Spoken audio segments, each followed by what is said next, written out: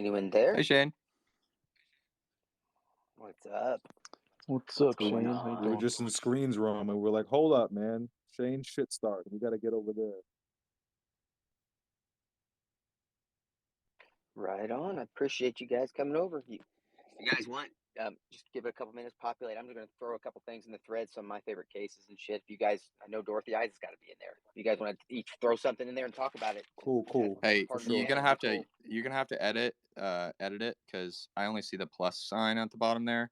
So you gotta. I'm not sure what button switched, but it's not that little purple button anymore. So we can't add below the thread. I can, so that's on your end. It's just a bug. I don't get that. I've had that bug too, so I'm not quite sure what the hell that is, where it doesn't let you add to the thread and only gives you a plus sign. Yeah, the only time I've seen that is when it's recorded. I don't know if there's any truth to that, though. Hello there, Shane. Hey, Lacey. How you doing? I'm good. Just trying to get back to a normal type of thing since I've been gone, whiling out for a minute. Fucked Yeah, up, you've been done some edibles. traveling and doing all that fun stuff. All that was it all culminated in lots of edibles at a UFO conference, so I think it was worth it. I'm in pain right now because I can't walk, but other than that, Oh no. No more edibles? no, I try not to do them as much at home, so Right. I don't smoke as much either here. So I'll just chill and just be a cripple. Yeah, get you a nice comfy chair and just sit up and relax. Hey, Astral. What's Hello, up, man? Astral. Or hello, everybody. I had my mic off when I said that. What's up, guys? I'm glad you guys came. My one and only friends. Oh yeah, you know it. We were over in another space, and the notification came through, so the crew is here. I appreciate you guys being here too. It's funny because my last two spaces weren't really. It was just kind of like I let them run, somebody else run them, and I was fucking out either in going through the airport on edibles or I was at that UFO conference on edibles. Sometimes that's the best way. The edibles Bro, we and were letting on, we other were people on run the it. journey with you, dude. We were on that journey. Yeah, I'm jealous of your trip to UFO Congress though. That looks fun. Looked real fun. It was so much fun. What's up, Nora? Emily? Taylor's. Everybody's in here tonight. You guys should put a favorite case in the thread so we can talk about it. Anyone in here. Doesn't matter We who. can't. It's not showing a thread for you guys? Nope. It's got the plus sign. Let me see. Maybe I have to. Well, it's showing me the thread, so maybe if I fucking retweet it? I don't know. That's weird. Anybody else not able to see the It did thread? that to Maybe. me last time, but yeah, I've just got the plus sign so you can share it, but you can't add anything to the thread. I have an idea though that might fix this. Well, if you post it in the nest, people can click on the nest to get to it. I ran into that in one of Astral Spaces before. Okay, you read my mind, Shane, so. I'm sure you had my idea, brother. I'm sure that's what it was. Well, I am known to be wise. Chase the wise, for sure. So wait, how are we adding stuff? I'm stupid. I didn't understand that. Someone's gonna post it to the nest, and then we can feed off of that. We can daisy Got it. chain off that. Oh, yeah, So there I it is. put it up top there, yeah. And then you just click underneath and comment below. Are you going to put Dorothy? No, I'm just gonna put the that What is cool the no? There we go. humanoid one from Rhode Island. I'm representing Rhode Island tonight, bro.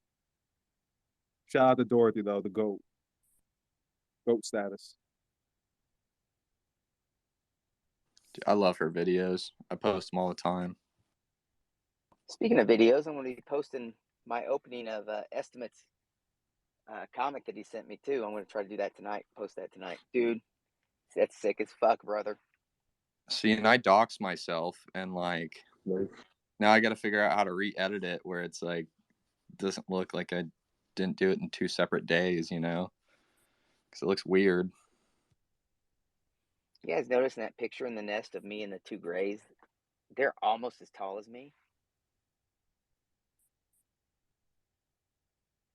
Everybody, Chase and all them guys thought I was tall as hell. I was like, no, dude, I'm like 5'8", and Mike and them are all 6 foot. And they're like, what the fuck? You're 5'8"? I'm like, everyone at this conference was taller than me. Everyone. That's funny, Shane. Shane, I would have thought you were at least like 5'10", 5'11", I would have guessed.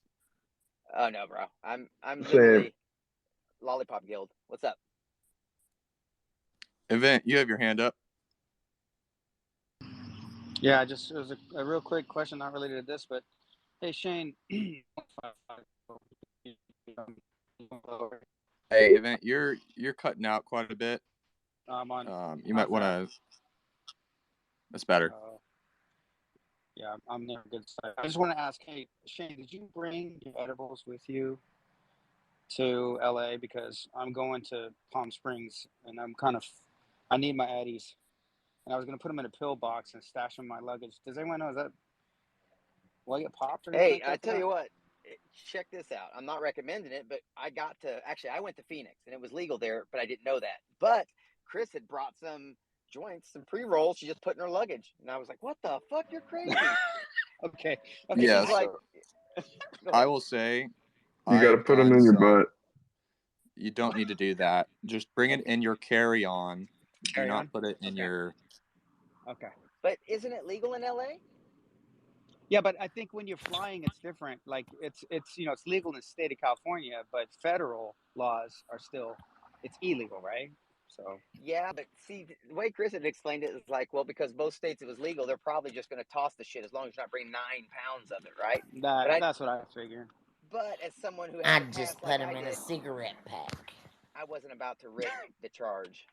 Okay. These are gummies. They look like vitamin gummies or something. I'm just gonna put them in like one of those old people pill boxes and put them in a carry-on. Put them in a vitamin gummy thing that looks very, very similar, and you will be, I think, A-okay. All right. Yeah, that's what I would do. Maybe put a little carbon pack inside to kill the smell. If you're going to Palm Springs, you don't need to bring any with you. They have stores there where you can buy it legally. If you're 21 and over, you can just purchase whatever you need when you get there. Just look up I was thinking that too, but I have a whole bunch, so I want to eat them because I don't want them to go bad. I would But not thank you. You suggest can drive me. bringing that on the plane with you because you'll get in trouble for that. So don't bring it on the plane. I would go with what she said, just because someone's made it through before. I ain't about to be. Yeah, they'd be sucking going to prison federally for this when they're just really giving people leniency for it. Hey Shane, you mind if I run a quick test on you? Go ahead. What?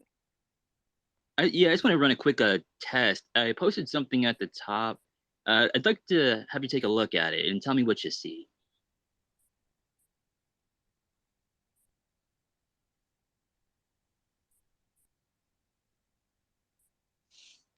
What kind of a test is that, Logan?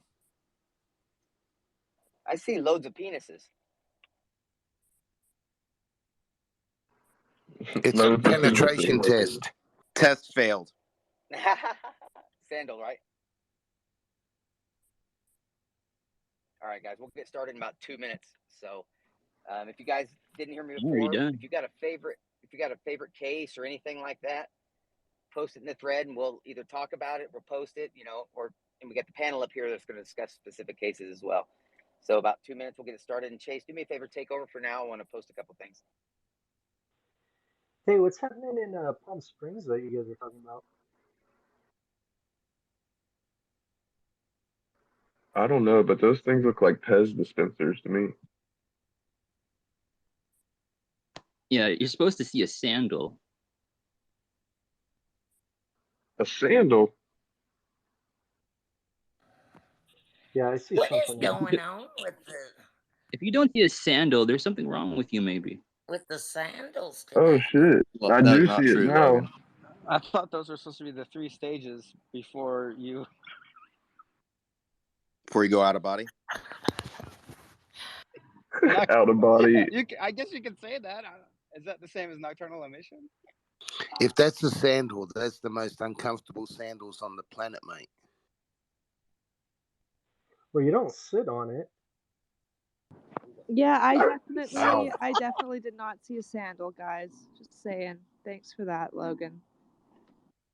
Me Well, either. we already knew something was wrong with all of us, but All right. Did you guys share yours, the cases, to the Jumbotron if you're a speaker? I don't know if you did or not. Yep. I tried to. I don't know if it worked. All right. Anybody want to go first? I'm still in the process.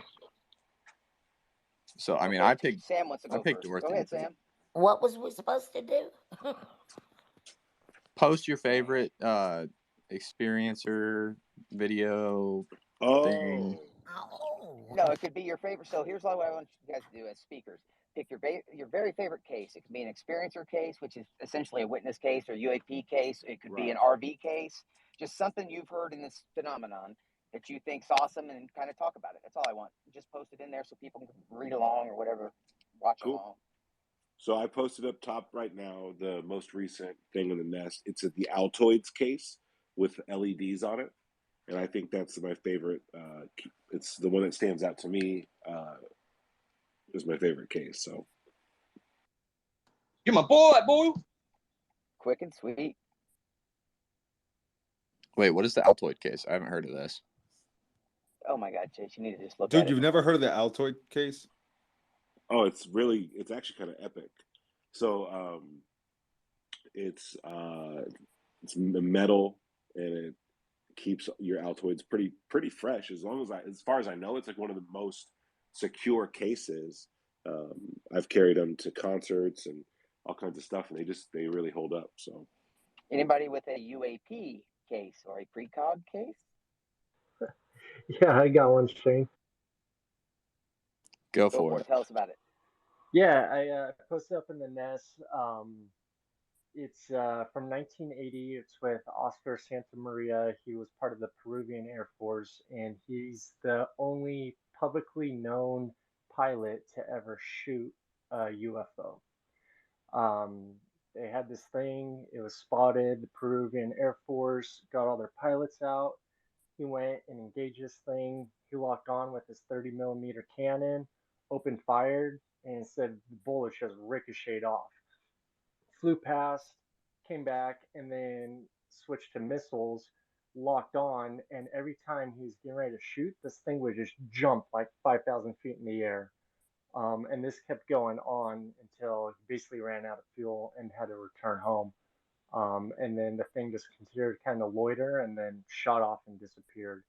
And I always thought that was a pretty cool case of, is another credible witness. A lot of people in the Air Force back it up.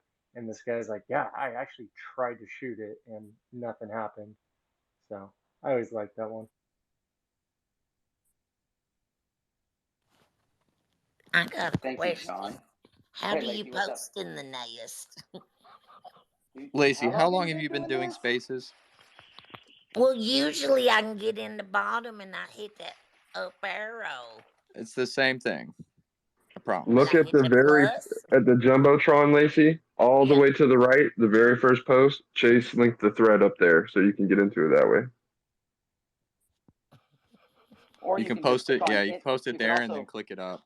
You can also just click on anything in the Nest, and it automatically takes you to the thread. Just by the way. Well, I'm sorry, I'm a dummy. Yo, I just posted what kind of was the case that got me interested really in UFOs in contact, which was Billy Meyer. And I don't even know the credibility and the legitimacy of all of it, because I think people have been looking at it for so long and maybe it has been debunked. And that's also something that I kind of wanted to talk about too tonight, is like, okay, say a piece of evidence or a case got you involved into the field where you're at now. If that case was debunked or proven false or like a hoax, would it change your opinion of anything where you're at right now? But Billy Meyer was my case. I thought that shit was kind of crazy. That was a good question, Astral. Anybody want to answer that? If not, I will. Yeah, I saw J. Allen Hynek. I had to get a picture of him today for something, and the picture I chose that was the best one. It happened to be him holding up a Billy Meyer picture as evidence in front of this whole like news crew or like a press conference. He was holding up this fake as fuck flying saucer, and I was just thinking like this passed for like real fucking flying saucers back then. And although it could be, I thought, it still could be real, and I could just be tripping, like a weird human that has like a weird bias, So I don't Nah, really you're know. not tripping. His shit's not real, Logan. You're good, man. Good on you. Thank you, Logan. I'll say this though, Lacey, you got something? Go ahead. No. Oh, I'm sorry, my mic is on. Damn, Lacey, you and your mic, girl. I swear. Damn it, I'm sorry. Lacey, I think the other day when you were trying to mute people or remove them from speaker, I think you removed them from the room. I did what? I think when you were trying to mute some people the other day, you might have accidentally removed them from the room. Okay, Well, real quick, it's guys. possible. I'm sorry. Okay, mute your mic now. There's a lot of things that goes on in the room, isn't there? There is. All right, you two. I'm sorry. All right. Both of you, stop flirting. This is a UAP space, not a chasing Lacey flirt space. Lord. Well, sorry, she's just cute. What can I say? So anyway, I don't disagree, but we got UAP to talk about. To Astral's question, I'd say that my case Let's that not got me in forget here was what the my P in experience. UAP stands for. Yeah. Oh, shut the hell up, Logan. Why did I say yeah, you bastard? Anyway, my case, Logan, Astral, that got me into it. Even if that was proved to be, let's say, humans harassing the fuck out of me, no, it wouldn't change the fact that I believe I'm head first enough and know enough people that are experiencers, been enough conventions that even if mine wasn't somehow real, there's no way in my mind I'd go back at all. That's just because of what I've seen and dealt with, and because I've become so close with other experiencers. That's what's crazy about it. It's not like I've been sitting at home and just kind of jerking off, but well, I guess I've been doing that as well. But I've also been doing this shit, right? You're only So go human. ahead, Kent. I know everyone's talked about it, but the case that really got me hooked with what I thought was evidence was Travis Walton. When I knew about the case when it first happened, it got reported in Australia as well. So I actually followed the case. And then when he came out and did the polygraphs in 75 and then did the polygraphs again in 94, I mean, for me, that was the case that's why I always support Travis, because I thought his case was a brilliant case of accidental engagement, real craft, real creatures. It even showed, we knew about the Nords, even though they didn't show it in the movie. I think, for me personally, that was the case that really had a really early example of good evidence of something that really happened. That's what got me really hooked. Let me ask you this, Kent. I kind of agree with that too. Do you think that had more of a mainstream media appeal as opposed to the other ones like Communion and stuff? Yeah. The reason being is it was because he was a logger and because he was a general good guy and because, he was very down to earth and because of the fact that he disappeared for 5 days. And I mean, I was only, I wasn't that old. I was only, it was, when was it, 75. So I'd only been 11. But I remember hearing about it and how he disappeared for 5 days and they thought he'd been murdered. And it was a big thing. And I mean, we even heard about it out in Australia. So that was why I always thought that was one of the best cases we had the polygraphs, we had the witness testimony. It's why when we hear about Mike Rogers and that going against it now, I think that's a bit sad because for me, it's one of the best cases we've got of evidence in my opinion. I actually agree, and I met him this weekend and got to talk to him. Me and Jared, and I asked him some questions. Just anyone would You're a ask lucky him. man. If I come out next year, if I get a chance to meet him, I'd love to have a chat with him. I think he'd be a really cool dude to have a chat with. He is, dude. And he played guitar for us at like 3 a.m. What song did he play, Logan? I was too fucked up to remember, but I know you know. House of the Rising Back that Sun. ass up. Yeah, Travis Walton playing. Oh, it was the remix. Shit, lucky man. Like the Animals? Yeah. So it was crazy. I was on edibles outside by the pool while all the guys watch Travis Walton. We never noticed, Shane. Honestly, mate, we never noticed at all. We thought you were perfectly rational all the time. I know I played it cool, didn't I, guys? No one had a clue. Good thing this wasn't really a paying job, or I'd been fucking fired. That's for I sure. was a Go bit ahead. worried about you. I was worried about you getting to your podcast. I said to Chase, for fuck's sake, make sure someone makes sure he gets there. Oh, I got there, and I was hiring a kite on that damn thing. So if you guys get a chance, go check out me on edibles on my last podcast. It was fantastic. I'm sure. I haven't watched it. I don't remember what happened, but it ended quickly. So that's all I got to say. Randy, go ahead. Yeah, Travis Walton's story changed my life. I was 7 years old. My brother was 9 years old. We went hiking. He ran off and left me. I was lost. It was dark. I saw a light. Thought it was a helicopter or someone coming to save me. I ran out on this walk, just like Travis, man. Saw this light. Thought it was like, man, I was gone for 3 days. And just like I was confused, I ended up on this highway, same highway we crossed, but in a totally different location. This older couple, picked me up. I told you all about what happened next, but it's like, and then it's just like how the people treated him. That's why I told you I stayed in the dark, but you guys, but that his story is what changed my life. It's like, man, this really happened, and it's just like, man, it's not, but I was abducted later more times, but his story, him coming out, that just changed my life. Sorry, I was hot micing there, Randy. I hope I didn't interrupt anybody. And I agree.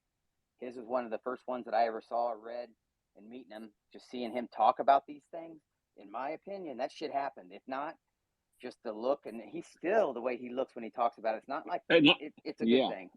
And I met him, and I felt his pain, and I could tell his movie didn't tell his story. And I felt, I'm intuitive, and I could just kind of felt his pain, and we could kind of tell we were both experiencers. And it was just like, wow, I felt bad for him. He felt bad for me. And it's like, we both know that our mission isn't over yet. I'm thankful and grateful to you, Randy. So, Logan, your turn, buddy. You know what case I like even better than Travis Walton is the Pascagoula abduction with I don't know if they were gone for very long. But the two guys, that were fishing in I guess Pascagoula, and I forget what state that's in, Louisiana or something like that, maybe. Tennessee, maybe. Anyway, the two guys that were fishing by it's like a younger guy and then like an older guy. They're taking a break at work or something. They're fishing by like this little lake pond kind of area next to a bridge, and next thing you know, a little light shows up, and these like robotic looking creatures come out and wrestle them, bring them inside, and there's like a more like humanoid looking, like feminine, like gray alien kind of looking alien that has her way with them, and isn't like I don't know, she like sticks her like long ass fingers like up his throat, like and up his like nose. He's like, what the fuck, she's like, it's okay, I'm not gonna hurt you, or whatever in his brain. Yeah.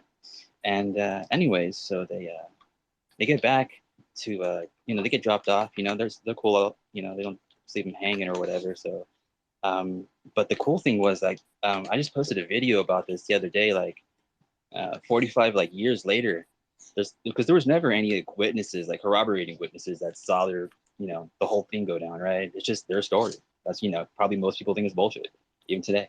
But another lady's come forward and said she saw the whole thing go down, and then even more than that, actually.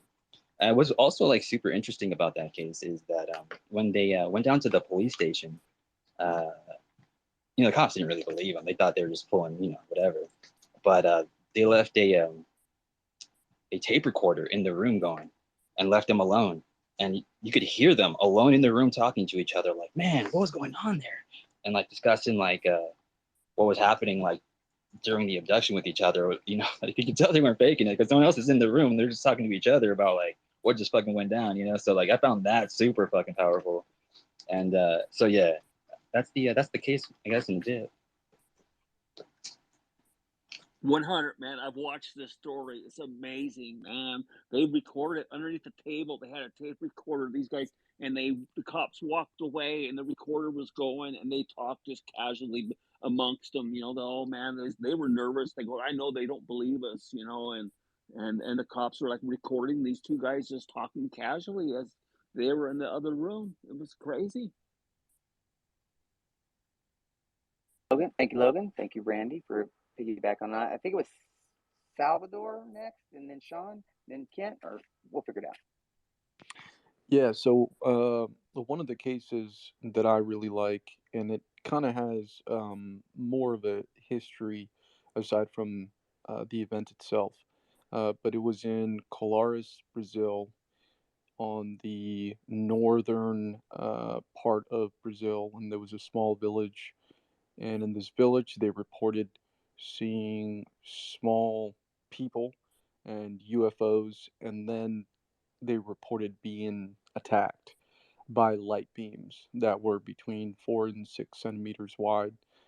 Um, and this was back in the late 70s. One of the things that I find most interesting is this is one of the recorded events that actually um, talk about people being attacked. And then another thing that I linked to that story in the Nest was a link to this show called Unidentified. This show was interesting because there's one guy in particular. He's a fifth group guy. He's an 18 Fox. So for you guys who don't know what that is, that's a Special Forces intelligence sergeant. And I followed him just because he's into shooting and stuff. And then next thing I know, I see he's about to be a part of the show. I'm like, what the fuck's going on? And so as I'm watching the show, they talk about this. They talk about this case, and come to find out, all the classified information that the Brazilians gathered was bought by Bigelow, Robert Bigelow of Bigelow Aerospace. So that is one of the cases that I find one of the most interesting. Was it Kent or Sean next? Yeah, Kent. Oh, well, I mean, I was just going to say, I think another couple of cases that were interesting was Ronnie Zamora. I think that's another really cool case. And I'll just tell a really quick one I saw on one of the history UFO case, one of the normal, History Channel, Discovery Channel ones, was a family driving along the road. And they said that they became aware of a craft driving like literally 30 feet off the ground and like 100 feet away alongside them. And as they were driving along, now I know it sounds, a little bit super unusual, but they said that the back of this craft was open or opened up or was open, and that there was like four beings holding hands waving at them from the back of this craft. And it was just one of the funniest yet most unusual cases I'd ever heard of, and that it was like one family driving along, and it was interesting that one of the witnesses said they almost felt like this other family in the craft that was sort of like waving and acknowledging them was some sort of distant relatives. I don't know if any is familiar with that case. It was on a Discovery or History Channel doco. I think I know which one you're talking about, Kent. I can't remember the name of it though. Sean, go ahead. I know you put your hand down when you tried to talk too. Yeah, so there's a cool case. I mean, obviously, Dorothy Eyes, it's my favorite experience, but there's a cool case. It's not really well known from here in Rhode Island from 1992. There's just two guys who were fishing on this reservoir that's out here, and they were out there for some hours. And finally, it's really dark at night, and at some point, they see on the shore's edge like an 8 foot tall pale blue humanoid that's like glowing from within, just on the fucking shore's edge. And they were completely freaked out, and they're just like stunned looking at it. And then before they know it, there's like 15 to 20 of them of different sizes all on the shore. And the first one was holding like a flashlight type thing, and they said it looked like it was looking for something. The guys who did this, they went to MUFON, but they never came out publicly. They were like freaked out for years. So this thing's like looking with a flashlight like thing on the shore, and then all these multiple different humanoids are there, right? Just pale blue glowing from within. The guys freak out. They try to start the boat. the engine to leave. And as that's happening, they start going. The fucking flashlight that the thing was holding, it starts following them, going over the water. And it eventually goes above them like 8 feet and like beams a cone down, a beam, and just like circles them. And then they just fucking hightail it out of there. And then that was it. That's one of the places that I go to a lot now. Contact. See a lot of interesting things out there. Not that interesting, but that's one that's cool that I never heard of until a few months ago. Yeah, I haven't heard that one before. That's interesting. I forget who was next. I think it was Screen, then Estimate. Yeah, cool. I'd like to find out more about the one Sean was talking about too. I put a real quick. I should- put a link. I don't know if it worked. It didn't work for some reason, but I did tweet it Screen. So if at some point it's on my timeline, if anything, bro. Okay, cool. You the man. I shared the audio from Rendlesham Forest. That's one of my favorites, probably because I've seen the TR3B, so I'm a little biased. But you know, just all the similarities in the way that like Burroughs describes it and stuff like that is just so on par with my experience. But I think a lot of people forget that there's like 6 or 7 minutes of audio from one of the nights of Rendlesham Forest because it happened 2 nights. But there's actual audio, and you can hear the dudes like asking what to do about it, whether they should shoot it, like should they engage or whatever. You know, they're like, "Oh, it's coming back," and you can hear them talk about how it's affecting the animals in the farm, and you know, all kinds of stuff. So I think that's something that more people should at least listen to. But you know, you can find all kind of videos on the whole thing. I'm gonna share something with you, bro. I have like a little extra clip from like him talking about like describing like what happened to him that night, like at the place. I'll go ahead and share with you. Oh, awesome, dude! Thanks. That'd be interesting. Estimate, what are you thinking? What's your favorite case? Yo, what's up, guys? Man, someone mentioned the Peruvian case. I didn't know about that one. I just went down the rabbit hole. That's a crazy one. Whoever mentioned that one. But like my favorite case is pretty boring. It takes place before 1947, which is kind of why I like it. This Piebald balloon observer at a Weather Bureau station in Virginia on 3 separate occasions caught a flying disc. I think it was like from April to May or something like that. Caught this disc through a theodolite, so he was able to check it out, and he's a trained weather balloon observer, so he knows what he's looking at. And he described like a chrome metal silver disc 3 separate times, mentioned it to someone like within the facility, and that was that. I like it because it was the first silver disc sighting before Kenneth Arnold did his flight, and it became like a social thing, right? When it was going in newspapers and stuff like that. So people always like, well, this guy saw something, so now everyone's just parroting that. But this case came before, and what's also really cool about it is it's now missing from the National Archives. So like you can't look it up. Thank God, like people have FOIA'd it before and documented it. And this guy was contacted like 20 years later because someone who was familiar with the case wanted to go over details with him. And the guy, Walter Minishevsky, he went over the details, recounted what he saw, and was like, well, that's weird though. I never reported this to the military. Why is there a file and blue book on it? So it somehow got through the channels because that's how important it was without this guy's knowledge. So I always thought it was like a weird case. It's really cool, kind of makes me believe that there definitely was something that happened around those years, and it wasn't just Kenneth Arnold, setting off a social contagion. Real quick, too, let me say, you guys, if you're not, you need to be following Estimate of the Situation. I just got my comic today. I did an unboxing video, and I'll post it here later on. Let me just tell you, this dude is talented, and it's a new media form he's putting this shit out in, right?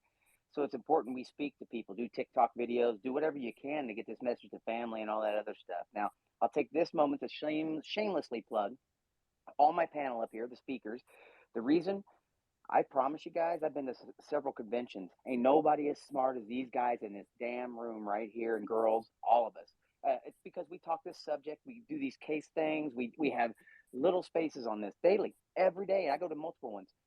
I promise you guys, we can do a lot by just speaking about it. And you would be impressed with yourselves when you go to talk to one of these speakers and their faces light up because your conversation is going to be a lot different than the ones they normally get, right? So do me a favor, follow all the people up here. They all do some great spaces. I have a podcast. Check it out. When I'm not screwing shit up on there, but you know what? It's all cool. I don't really give a shit. I'm not here for money. I'm just here to talk about my experience. I'm an experiencer. Sean's an experiencer. There's quite a few of us in here. Me and Sean post videos, so follow him. And my family's in here too. I will say that.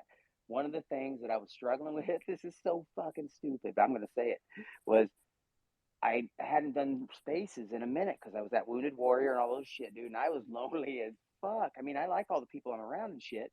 Meeting them in person was cool, but I seriously missed bullshitting with my family, listening to you guys argue and the little ticks each one of us have. But you know what? It's every morning I wake up and hopefully there's a space. If not, I'll try to start one just because it's cool to talk to people about UFOs and shit. So just keep doing what you're doing. Give everybody a follow. We'll keep this going. I think it was Kent, or who was next? Kent, go. Yeah, no, that was nice, Shane. I think there's all these discussions are great for everyone. Yeah, no, I enjoyed it so much. I've lost my train of thought. I'll come back, mate. I'll put my hand back up. We'll get you back, Kent. Aaron? Hi there. So this is my first time being in this space. I'm actually the guy that hosts the Bauma Reports, a military and open source intelligence news space, and I'm a military historian, military analyst, and I'm also an autism advocate. I have autism myself, and wasn't allowed to serve in the military because of autism, but I'm doing it in other ways. I'm a scratch model builder and everything. Well, anyway, wanted to say that my connection to UFOs is kind of interesting. Stanton Friedman was my uncle. He passed away a few years ago. He was a ufologist and went to Roswell every year. And so I do follow the aspects of some of the stuff from what he says, and definitely some other. I've heard a lot of stories about, and not just stories, but experiences, because they are experiences. There was one of of course, the big ones. This one I followed was the 2004 outside of San Diego, the USS Nimitz in its encounter was one of the biggest ones that I've followed, and there's lots more than that, but it is definitely an interesting phenomena that is that has been going on for years. One of the things really interesting about the sites of UFOs and either that or UAPs over, say, nuclear weapons storage facilities in the Cold War. And it's not just in the United States, it's other countries as well. I believe even in the Soviet Union it was happening. Yeah, there's numerous pretty cool scenarios out there that have come out, stories and scenarios that have played out within the military that we still don't know about, and the Pentagon's UFO office has yet to declassify certain aspects of things, right? So, yeah. So I wanted to say thank you guys for your services that you've done in the forces and the U.S. military or other militaries, and yeah, it's good to see you all. Real quick, I'm going to let Astral take over after this. I forgot to plug the one person that I do care about. I don't give a shit about money, guys, but you can donate to Wounded Warrior. That shit saved my life, and I got brothers and sisters just wallering, right? Twice now they've come in. I just left a trip, and the best care I've ever received. So I was in such good shape. I went down to that UFO festival, and everyone else that knows me knows that I was crazy down there, and that's rough for me. So I was going off of a high of that and edibles. It was amazing. So go ahead and take over, Astral. Yeah, I'll jump in, Astral. One case, I don't know if anyone's got info on it here, that there was a Russian case of some divers that were down, and apparently they encountered some. I think it was not. Was it 9 large beings underwater? I'm not sure how many it was, but apparently they were quite big beings, and apparently they either tried to capture one or got into some type of engagement with them, and then were like blasted to the surface very quickly. I think some of them got the bends as well. I think that's a fascinating case that I'd like to learn more about, because it was I love something that that one, seemed Ken. to be living here, you know? What was that, Sean? I said I love that case, the Lake Baikal case. Scream just talking about that. Scream, you can probably expound on that, man. Yeah, I was just about to tell him that. Yeah, it's in Lake Baikal, Kent. And there's lots of stories like that actually in these places where they're like very deep lakes, freshwater lakes, like the deepest ones on Earth. But yeah, it's basically what you said. They were cool. It was like a group of divers. They come across the humanoid fish people type. From my understanding, is kind of like a gray that lives underwater almost. But I did hear they were the inspiration for James Cameron. Was it James Cameron in the underwater movie? What was it? Abyss. The Abyss. Yes. Yeah, I think they exactly. were the inspiration for that, weren't they? Yeah, and like you said, they were cool with each other until the human divers tried to capture one, and then they hit them with some type of energy that like made them go up to the surface really fast. And like you said, they had got I forget what they call it, where they go up too fast, and they get Yeah, like it's they called the have the carbon bends. dioxide and stuff. Yeah, and I think they might have like they were really injured, and maybe they saved a couple of them, maybe one died or something. But yeah, you can find a lot of information on that. Yeah, that's fascinating. Yeah, that's Yeah, such an interesting case. I did hear about that though. What was the case called again? Lake It's Baikal. Lake Baikal. Lake Baikal, yeah. That's yeah. It's and they had like They helmets forced on the too, right? divers Screen? to come up so fast they just had to die. They got the bends. Hey, real quick, I wanted to add too. If you guys can do me one solid, the other thing, all I ask, dude, you could pay for this whole space by one tweet. Just consider it a tweet pay. Just retweet it. Put shit down in the thread. Anything to do with this subject. I don't give a shit about anything else. The only reason I want that done, I don't give a fuck about the follows. I was talking to somebody when I was at the conference. It was crazy. So she walks up. She was from Norway. Was it one of those places? She goes, old vet. And I said, wait, what's up? And so she's because I heard her accent. She started talking, and she's like, she goes, I found your spaces. One of my friends had retweeted, and that's why I ended up coming down here. You know, this whole freaking thing, and finding this whole shit because she was an experiencer type thing. And I'm like, holy shit, that's cool. So the retweets aren't for me. It's just to let people get access to these resources to know they're there. Because I can tell you this: the groups that are in-person experiencer groups that like we run don't have this, don't know the shit that we know. And I was just amazed. And then I was texting Chase and I was like, dude, I need some of those resources. Send them to me now. Give me the link so I can tell. I don't know how to hand these out in real world, but what the fuck ever, right? So yeah, do that. If you have anything you want to put in these threads, as long as it's related to the topic, maybe someone clicks on the link and watches a video they like and realize, oh, I've seen that. I don't give a shit. Whatever. Just do that and retweet, and that's all I ask. Well, maybe I Yo, ask more. Won't go more as well. Shane set up like a booth at the conference representing UFO Twitter. Oh, dude, check this out. I should have had a card. The only thing I can reference is UFO Twitter and Spaces, right? So all I talk about mainly, and I have a podcast, and I was down there with the podcast, but it's just like, for me, all the information's here. We've been talking about it forever. So everywhere I went, like when I go to these experiencer sessions and they would talk and I raise my hand and I'd be like, not just from me, from learning from you guys. It's obviously I can't say a link name, but I'd give them, hey, there's a resource for that. I just got to find it up in here because I know it's there.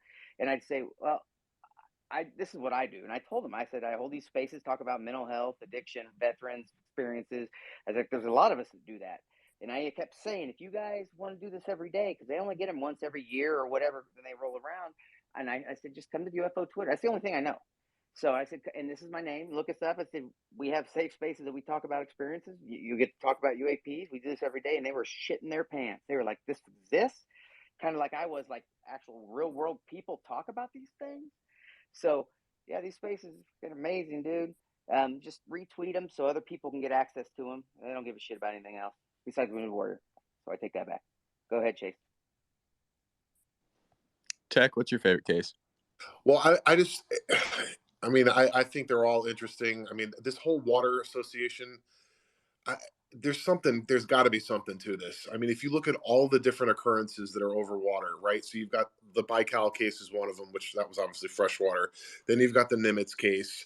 Then you've got this Operation High Jump, which was the Navy. Then you think about what Bob Lazar was saying, that he was working for the Department of Naval Intelligence. There just seems to be a very strong connection to water, and I don't know what it is, but something tells me that there's something down there, some kind of intelligent. I don't know exactly what it is, hominid or some kind of intelligent life, but there's something under the water there, somewhere, and that's just always fascinated me. The connection with water. You see a lot of reports like in the northern peninsula of Michigan, so on the Great Lakes. I know there's a lot of reported sightings up there as well. So I just find the whole water connection fascinating, and I wonder what it really could be and what it could mean there. What's going on down there? For sure. I completely agree. There's something with the water. Well, I have a question. How much does it cost to buy a satellite and take our own pictures? I mean, I got some smart guys out here. What is something like that run for the private people like us? If we started a Millions. group. Well, millions isn't bad. Millions isn't bad. I thought you were going to say billions. No, it depends how long you want the satellite to stay up there for, but you can put a satellite in orbit for less than 50 grand if you. Depends how long you want to put it in orbit CIA for. Kent with the But that gems. doesn't. Yeah, Kent they knows. have what's called like a mini sat, or what are they, micro satellites now? They're just a small little box. You can send them up with a company because they Less take a than bunch of them up. Go ahead. yeah, less than 4 inches, I think, are the smallest ones they're putting up. I don't know about Although that. there is a website where you can go buy updated satellite images, so that probably would be a better use of resources, in my opinion, Here's the than thing: putting. we don't even need to do that, man. So the thing is this: the government has pictures. Different entities that have these satellites has pictures of this, and it's just a thing. And yeah, I know it sounds all conspiracy shit, but you better believe our government not only has hid this shit. There are crash retrievals. There are bodies somewhere. I'll tell you that I'm not going on a hunch so much as someone told me that has access type shit, right? So I thought so anyway, just from everything that was going on. And then now with the Christopher Sharp piece that just came out, and then with everything else, I'm telling you, there's a whole other freaking world here, and I don't get how everyone's not even looking that way. There's still we're a small percentage just paying attention. Go ahead, Kent. Yeah, I just a quick mention on water. When you look at things like feng shui and everyone talks, or not everyone, but a lot of these philosophies talk about the energy field in water, and when you look at it on the bigger picture, I mean, water literally permeates every single facet of life. So if water has its own energy, and the correlations with female entities in water, spiritual energy in water, and UFOs in water, I mean, I don't think it's any coincidence. I think it is the largest energy field on the planet, and it permeates every form of life. Thank you for that, Kent. Real quick, I also wanted to thank Logan. Logan's going to be helping my ass out with some social media shit. So for our podcast, I want to say, dude, I love you for that, and thank you very much. You're always cool for doing that shit, and be ready for an adventure. May involve edibles. I can't promise that, but whatever. Astral, why don't you take over for a little bit, dude? Because I know you had that precog thing we were talking about, or was it a remote viewing thing you want to discuss? Well, it's kind of both, I guess, for the case. Because I know you mentioned like remote viewing for this space, or you had it in there before. So I posted the Joe McMonagle remote viewing. That's kind of the notorious one that happened in the Stargate program, where they gave him a location,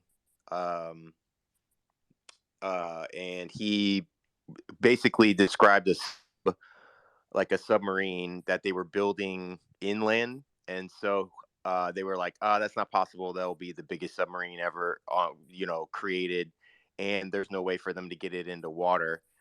And then he goes on to like remote view the future, and then like month by month, and then he comes back and says in 4 months they're gonna bust down the wall, so bust down this like opening so they can bring the sub over to the ocean. And then they're like, all right, whatever, bro. And then 4 months later, they like they see it happening with the intelligence and satellites that they have, and they're able to see that like he was 100% correct in like his whole shit.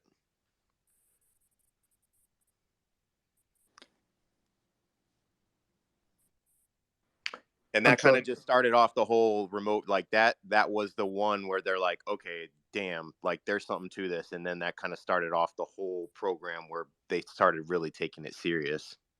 So then they started having them go to locations where they thought nuclear activity was going on or chemical weapons and missing people. Like it just went into so many different directions just off of this one kind of remote viewing. Yeah, the remote viewing stuff's kind of insane to me. I mean, it's like really cool that you can just do that. I thought I had my mic on when I was telling my dog he was being bad, trying to beg for food. It wasn't for you guys if that's what happened. So I'm going to say my favorite case is the Woodrow Derenberger Indrid Cold case. So at the same time the whole Mothman thing was going on, there was a whole series of other paranormal things going on around the same area. Keel writes about it in the Mothman Prophecies. The book actually discusses all of that stuff as opposed to with the movie. And so Woodrow was driving home one evening he was in the local area, and he came across some lights in the road, and it happened to be a craft. And the door opens, and out of the craft comes what looks to be an elongated man, just looks like a human with a Cheshire grin, and it's kind of floating towards his car. And as he comes to his car, the man doesn't open his mouth but talks to him, just like through however telepathy or one of these type of things, right? And tells him, don't be scared, just roll down your window. And he starts talking to him and just continues to talk to him and telling him he'll be back and see him again. Most people know about that part of it because they've just heard the name Indrid Cold, but what they don't know is he actually wrote a book because Indrid Cold kept coming back, and he continuously came back, and he made all kinds of predictions and things like that. So I know the book's pretty hard to see and read, but it's one of my favorite cases because it's just so absolutely crazy when you think about it.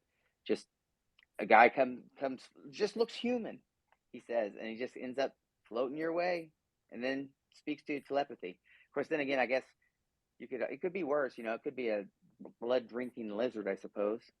Well, yo, Sean, didn't Dorothy Azad talk about something like that? Like she went on a trip, and then they parked the UFO, and then the family just was speaking in telepathy and blending in and shit. Yeah, there's a crazy chapter. It's my favorite chapter. This man, this tall basketball player, blonde, guy, comes to the window. Hey Sean, can you restate that? And you're a little muffled. Can you hear me? Am I good? Better. Yeah. All right, cool. Yeah. So this dude in a spacesuit, this tall basketball player type guy, to her window, ships back. Okay, now you're no longer good. God damn it! What about now? Yes, but maybe not in the future. I'm gonna give this one last shot. Chase, you're gonna be my barometer of what's going on. Okay. I can hear you now, so you're good. Give him thumbs up, thumbs down. Yeah. So I haven't been able to hear just my last two times that I clap anyway because I know he'd be dropping shit good. So maybe I should come back in. I'll come back in. Go to Kent. All right, all right. All right, bet, dude. Kent, what up? One of the cases that frustrates me the most is the Phoenix Lights. This was apparent, and I believe it was real. I don't doubt it for a second, but even though it was back in 94 or 97, wasn't it? That there's not more photographs. I mean, this thing apparently a mile or two wide, absolutely phenomenally huge, went right over the top of so many people. There's so many eyewitnesses, and yet there's just so little, even just photographic. That's one thing that really frustrates me. That case, Phoenix Lights, because I thought it would be a great case to get disclosure to the world. You know what? Actually, it's funny you talked about that. That there's a lady there that was putting that together. That at that last conference that I was at, and she was talking about some different things that went on over the years. And one of the things someone always asks about that when that dude comes out, what was it? One of the representatives of the government, and he says they had information, and he had a dude come out in a fake alien costume. Someone always mentions that shit every time because it was just mocking us. That's all it was. So.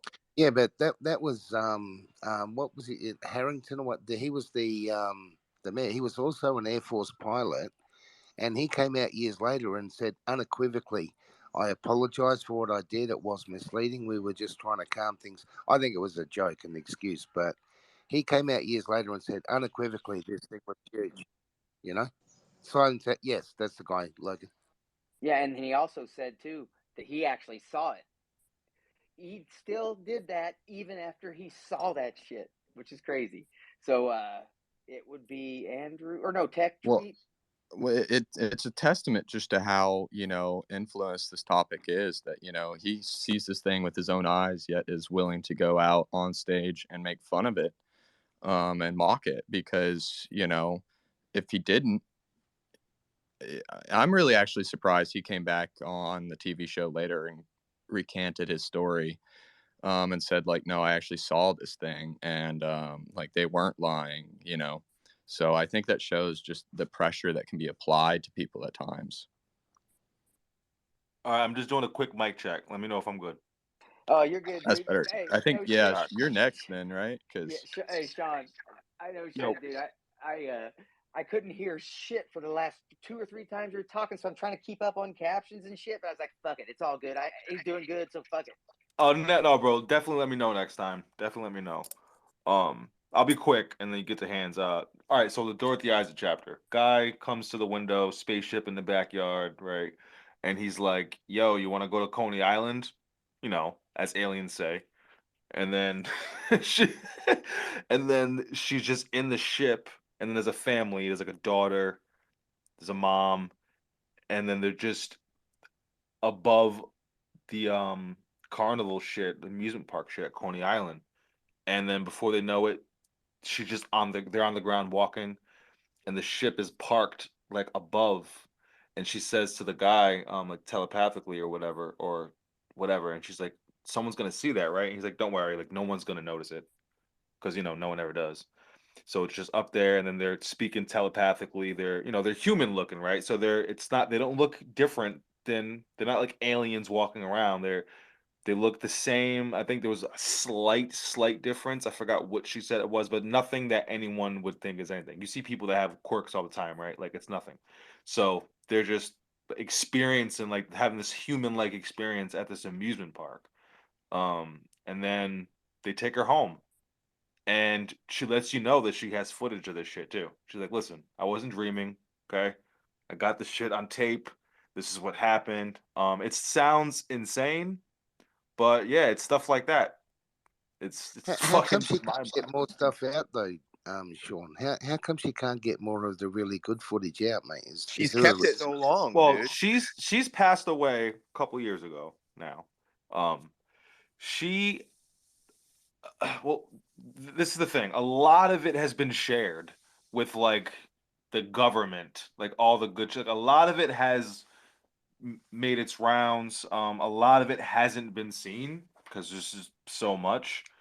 But if you read her book and she describes some of these really detailed ones, she'll talk about, having people talking about professors and psychologists and people in the government and photo experts and everyone you can imagine sitting down watching these very obvious type scenes that are just there. I could go into I could do a whole space about why her stuff is suppressed. I don't want to go down that route right now, but Oh it's no, not even it's bro, not it's not an accident. There's no like accident. a key conversation too that was in the documentary that I remember was she had a conversation with Hynek, and she was like, "Well, should I just start putting them out every time I get them?" And he's like, "No, you should put together a really good case." And so I think that was like the first kind of thing where she was like, "Okay, instead of just putting it out there right away, I'm going to gather a lot of evidence." And I think that had a twofold effect of like her not putting it out right away, but of her like really wanting to gather a lot of stuff. But even Terry, bro, you're the guy Terry who works, like, he's talking about all the stuff that he still needs to go through, which is crazy too.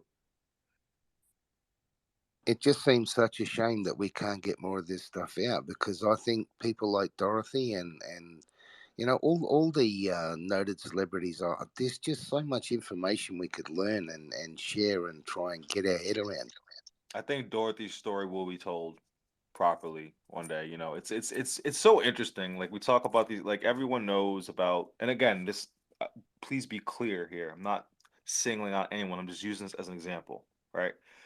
Everyone knows Travis Walton, like as far as in the community. You know what I'm saying? Everybody knows like Chris Bledsoe. Every fucking body knows like all the like great cases that you guys brought up when you guys were talking about, like, everyone knows those. And it's great and they should know those. But it's like it's when you delve into like her story, it's like, oh wait, this is like a different type of level here. This is like, oh, she was being investigated. Oh, they did take her seriously. How come we never fucking heard about that? Again, I'm not gonna go into it, but it's convenient. Seems very convenient that her story isn't more well known. But I think her story will be told properly when it's all said and done. If I could just quickly say, I think that there's more than one person that they are still very interested in, and I think people would be surprised how much effort's gone to, once they recognise someone, to ensure that they never notice how much they're noticed. You're talking about the Bledsoes? I think, look, it only stands to logical reason that if there's a Bledsoe or if there's a Dorothy, that there's probably another 1,000 of them out there. So how many of them are out there, and how many of them are noticed, and how many of them have a voice, and how many of them are listened to? I mean, it only stands to reason that if there's a Chris Bledsoe and if there's a Dorothy, there's at least 1,000 Chris's and 1,000 Dorothys. Absolutely. And Ken, we were talking about this No, yesterday. I think that's in the wild. States. That's a wild leap. No, it's true. I mean, it's probably. Let me say that it's probably true. Like, I mean, not to get stuck on semantics with 1,000. I'll say this, Ken. I'll say this, right? If people like Dorothy and people like Chris Bledsoe, as the example you just gave, if they're having those type of experiences, what that means is it's bigger than them. It means that these are experiences that people are having. Like there's nothing that is secluded to one person. There's And I nothing don't think that they one think person can themselves do. as being special like that either. Say again, Astral. I was saying, and Dorothy, she didn't see herself as being like a savant or like somebody At all. Like, That's the whole point, guys. A lot of these people that are very special in the long term because of their experiences are very, very ordinary people. That's one of the things I think is really important to understand. If a very ordinary person has that experience and gets noticed like a Chris or a Dorothy, they become instant celebrities at some level. But if that same thing happens to someone out in the middle of the jungle or the desert or somewhere else in the world, and they don't get noticed, they're still having that experience. They're still engaging that same phenomenon, and we don't even know about it. Absolutely. No doubt. I want to get around to some other people too, man. Tech, what's up? Yeah, so for me, by far the most interesting case has always been Bob Lazar. I know there's a lot of there's some definite points in his in his story about the, you know, his augmenting or bullshitting basically about his academic credentials. But to me, that's really not very important. A lot of the other things that he has come out with, specifically the videotaping that he did of those test flights, and the fact that he knew where those test flights were. He took multiple people out there. There's analysis videos that I'll post one in the chat on from YouTube, where they've done basically a video analysis of the object that he filmed in there, out over the test site. The fact that, you know, the government has been harassing this guy forever. I don't know how many of you saw Corbell's film, UFOs or Area 51 and flying saucers, whatever it was called. But the fact that they were talking about the element 115, and then the next day Bob Lazar gets raided by the FBI with like 75 agents showing up. And then, you know, they start taking him upstairs and asking him all these questions about this element 115. The fact that with the W-2 form, people have done independent research on that form. I guess I was reading something today about individual who went into, I don't know if it was the Pentagon, it was somewhere in Washington, where they were trying to get confirmation of that W-2 with the Department of Naval Intelligence. I guess the guy was pulled into a 2-star general's office, and the general was like, don't ever bring this up ever again, etc. There's so many things on there that to me just seems very real. Now, I'm not denying that it could be bullshit, but the bottom line is that that's the one that really sucked me in 20 years ago. I mean, I've been obsessed with that case since it first came out, because it just has the ring of truth to it for me. Again, not saying that some of his story doesn't sound a little ridiculous, like especially like where he lied on his resume about his academic credentials. But if you connect the dots of a lot of the things that he's put out there, it just makes a lot of sense. Perfect example, something so small, like where he talked about the Delta and Omicron configuration of how the craft basically tilt up on their side before they're about to propagate through space. You actually can go and look at all these different cases, like the one in Zimbabwe where the children actually had contact with that object. There was a teacher who took a picture of it. The craft was doing the exact same thing. I mean, what are the odds of these craft manifesting in the exact same configuration? You actually can see it in the Nimitz, or the I don't remember what it was called. It might have been the Tic Tac video or the Nimitz video, where you saw the gimbal, the craft rotated into the exact same configuration that he was describing 20 years ago. And then the last point is the physics behind it, to me, is the only thing that makes sense if this is actually an interstellar species that's contacting us. They're not traveling through linear propulsion methods. They're utilizing some type of gravitational propulsion to where they're bending the fabric of space and time to move. So you put all those things together, and to me, it just has the ring of truth to it. So that's always been my go-to case for all this stuff. Ted, can I ask you a quick question, bro? Yeah. Have you, and I agree with a lot of what you're saying, by the way.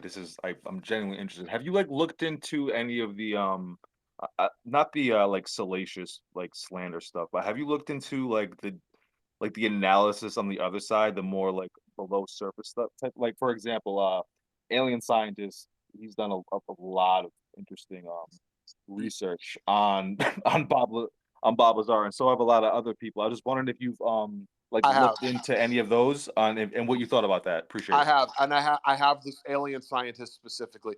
He seems to have he seems to be very fixated on trying to disprove Bob Lazar. Yeah, he ruined his life. Yeah, a little oddly so, I would say. I don't want to be pejorative about anybody, but it was a little strange how obsessed he became over it. But that's neither here nor there. I agree that there are some points that are very odd.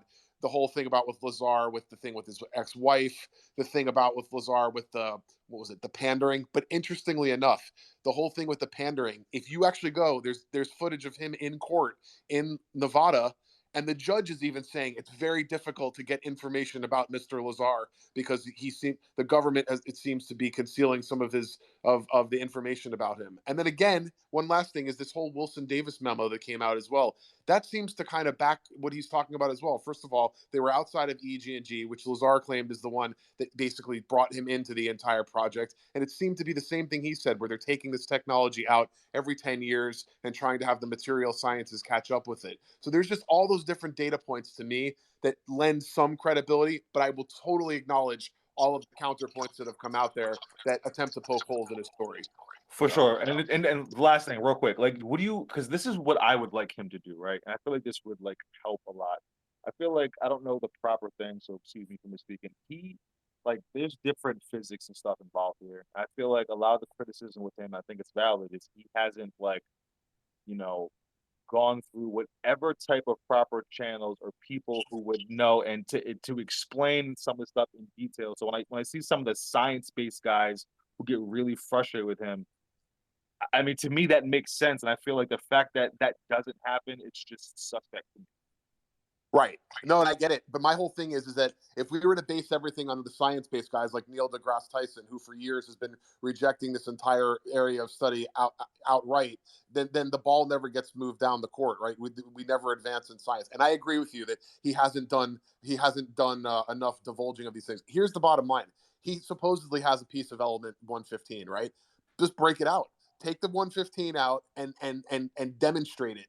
Take it out. And I don't know if you saw the movie, but there is footage in there supposedly of the cloud chamber. There's some very weird stuff in that cloud chamber footage. I noticed it right off the bat. There's also some analyses that were done on YouTube about it that showed some very odd like waves propagating out from this material, etc. But the bottom line is that would answer everything. If they could do some type of analysis on this physical piece of material that he supposedly said was machined at Los Alamos, and it demonstrated those properties, then it's end of story at that point. But until he says he's not doing that for his own protection, etc. But that to me would be the proof. That would be the ultimate proof, right? It's indisputable at that point. If it defies the laws of physics as we know them, then he's proven his case. If not, then he's full of shit. So, And Hey, I will. Sorry. Wait, real quick, Chase. No, you're fine, buddy. That was kind of my fault. Before we get to Andrew, though, I just wanted to say this is why when I'm at every conference, I'm almost the smartest fucker in every room, minus the speaker most of the time. Sometimes, because from both of these people asking questions and doing this back and forth that we always do, I've learned so damn much more than I would have just learned reading a book.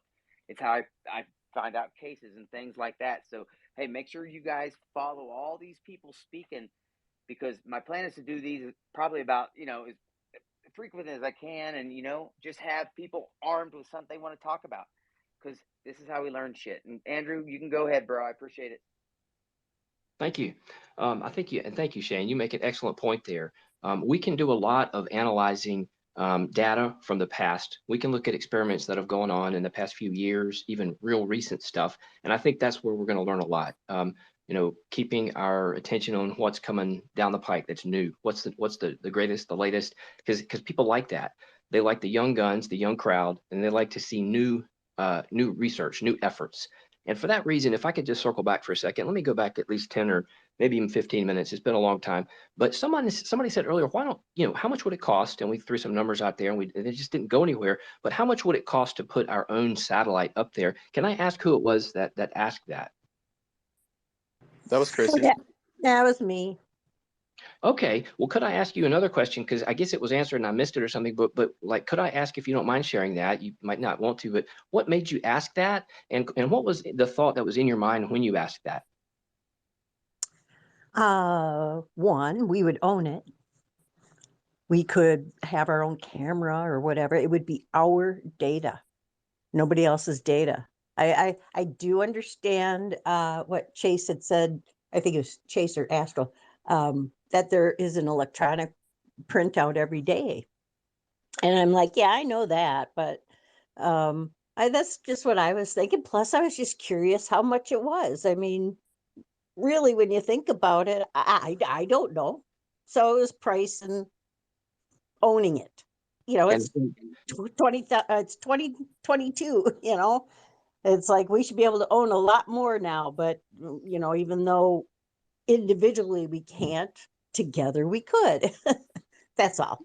Thank you. You make an excellent point. I've got beside me 2 lottery tickets from the other night. I was like, well, let's get them out of your glove box. And then, I put them up here, and a couple of days, another day went by, and I'm like, well, let's check them out, because that's about the odds I have. And that's just the honest truth, because there's some people here that have money. There's some people here that have more money, some people here that have less. But what if we actually found, I say this crowd, because, I'd be the first one to you can draft it. We'll put some legalese into it, hire a cheap lawyer, but I'll sign on the dotted line. It's actually a solid line. No, I have never taken $1 from 3-letter groups or from, the government. I'm not a paid informant. I'm not going to steer the project. I don't have a special interest. In fact, I say, you want to You're hire a nice PI, Templar.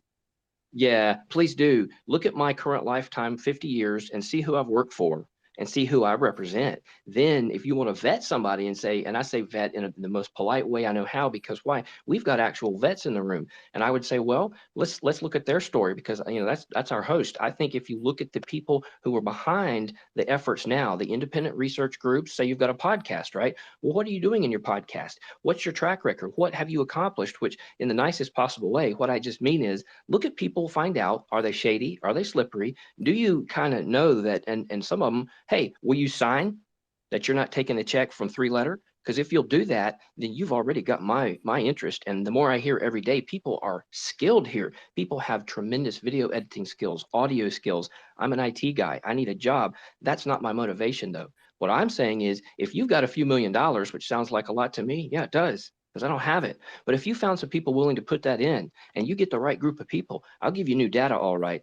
And who is going to censor the photographs that we get? And it doesn't sound like that's. Let me calm down for a second. I'm motivated. I'm passionate about that. I'm in North Carolina. Bledsoe's just what. I'll get on my bike today, tomorrow when it's daylight. I'll ride down there. You give me somebody that'll go and film it. I'll produce you some. I mean, if he's willing to cooperate, and you can keep these guys trying to run this show. They want to manage Bledsoe. They want to manage Corbell. They want to manage everybody. I dare you to manage me. And the reason I say it is because I'll give you the truth if you help me, and I will sure as hell help you to find it. That's all I'm saying. And Chrissy, thank you, because I noticed that point scooted right through us. And I'm like, well, listen, I hear you. The data is out there, and look at how it's being managed. So if we give you new data or even help improve on some of the existing, wow, let's just not say this is our limit. And if you say it takes money, we'll put a little money into it. I would if I had it. I swear I would. And if I win the lottery, you know how I'm going to spend it. Thank you. And Chrissy, if you wanted to make a point after that, please come back and pick off of that, please, because I want to see these things happen. I really do. I just want to let you know, Andrew, that if I win a lot of money, I'm not going to spend it on UFOs. I'm going to spend it on partying and traveling all over the place. Just so you know. Hey, real quick too. That's a good point, man. I get that. No, hey, I ain't gonna bitch about that. But before we move on, I want to say, do me a solid, everybody. Mariah, who's in here listening right now, give her a high five or a clap right now. She's been clean going on. How many days, Mariah? Post that in the thread. That's some hard ass shit. I'm proud as fuck of you for doing that. Great decision. Stick with it. We're all here with you, okay? You know I'm here. DM me if you need to talk about that bullshit. You're the bomb, because it's hard. I know you're not speaking, but I'm going to point you out because you're a hero. That shit's hard. I know. Yeah, and if So, you ever need to come up here to just come talk to get away from obsessive thoughts about something like that, please feel free to do that too. Because, yeah, that's impressive. Keep at it. yeah, Bravo. I'm proud as fuck. So I shouldn't have said that if it's recorded, but I'm proud of you. Just know that, okay? So let's move on. Commander, Complex Commander, weren't you up? Oh, yeah, man, we've gone off on so many tangents. First off, yeah, Lazar. Yeah, I think that's what it was a few minutes ago, at least. Element 115.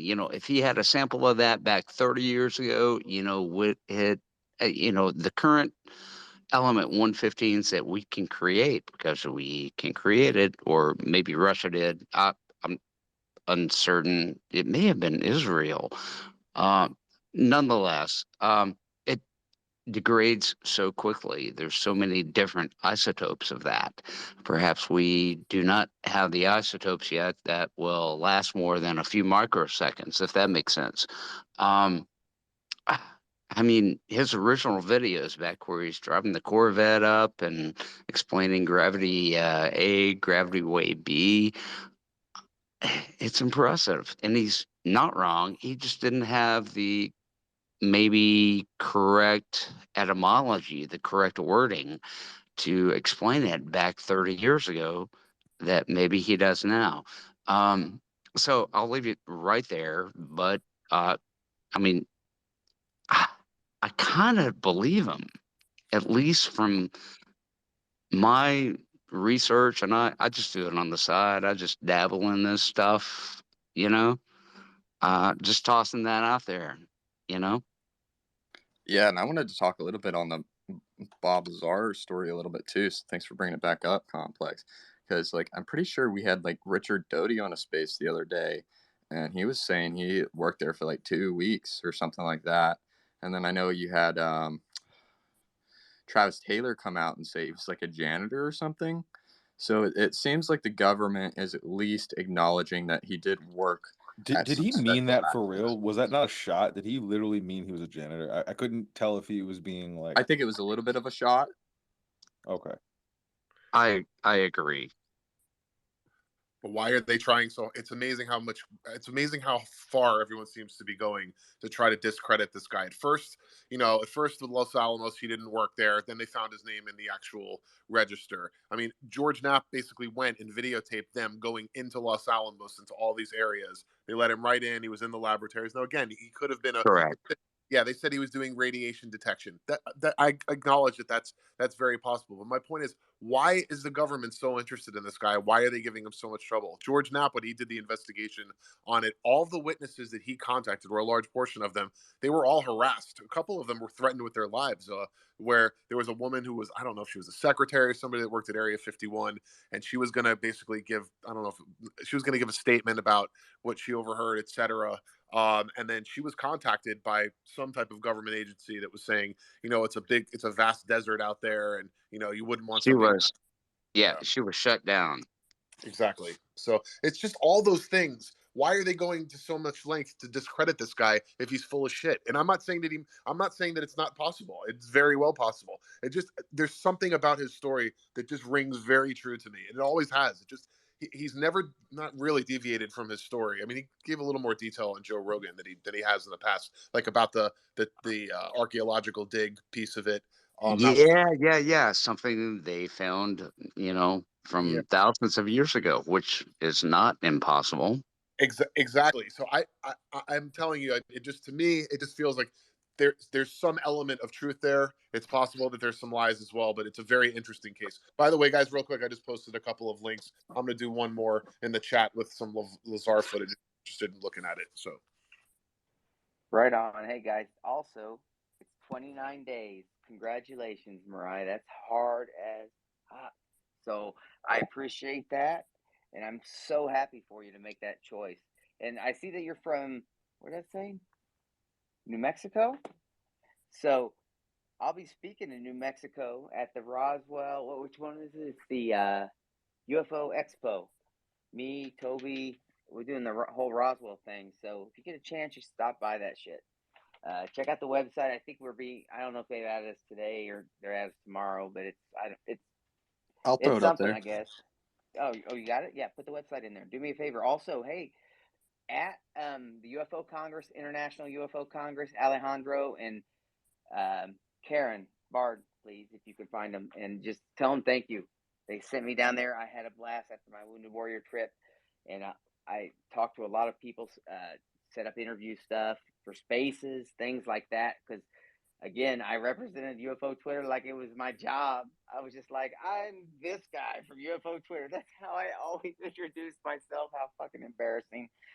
Well, I guess I've done worse shit. So, hey, Astral, why don't you take over for a little bit? Hey, and Shane, Yeah, can no you problem. send me those names again? Because I will add them. I have a short-term memory problem, I guess. No, it's not a problem. If I'm just gonna do it once, why not just do it the goddamn self, man?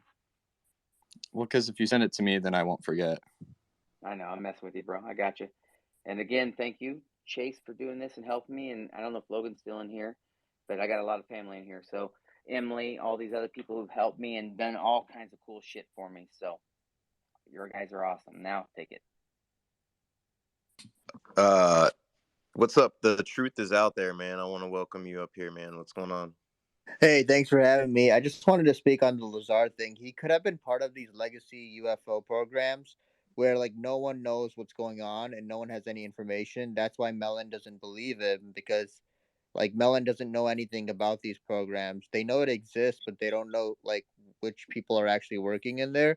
And like how you said that the government is going so far to discredit Lazar, they don't do the same thing with Angeli. I just wanted to throw that out there.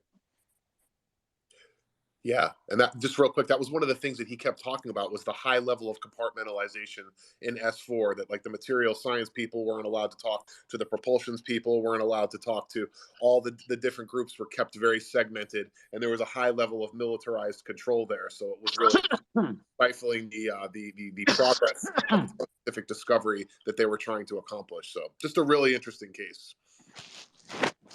I just wanted to add in context with Lazar's case, for the old guys amongst us that were actually watching unfold as it unfolded in real time.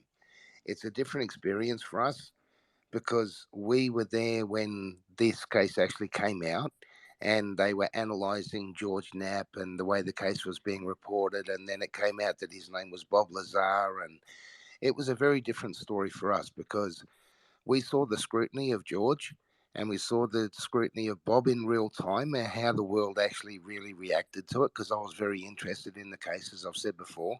And that's why I believe Bob is legit, because, you know, in real time, we saw this scrutiny and we saw how well George handled it and how well Bob handled it, even though they were trying to tear the guy apart. And then later on, you had the other stuff come in. But you guys are all sort of looking back at it from 30 years ago. And some of us guys in here actually lived it in real time. So we have a different perspective on it, you know? Right.